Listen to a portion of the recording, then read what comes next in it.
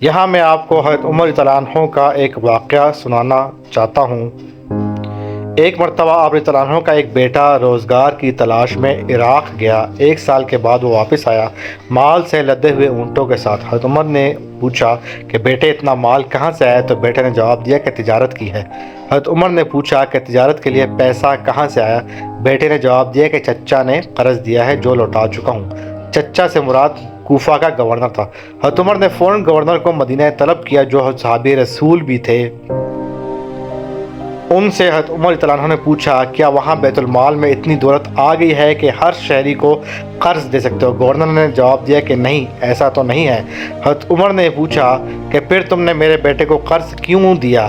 اس وجہ سے کہ وہ میرا بیٹا ہے، میں تمہیں معزول کرتا ہوں کیونکہ تم امانت داری کے اہل نہیں ہو۔ پھر حضرت عمر نے اپنے بیٹے کو حکم دیا کہ سارا مال بیت المال میں جمع کرا دو، اس پر تمہارا کوئی حق نہیں ہے۔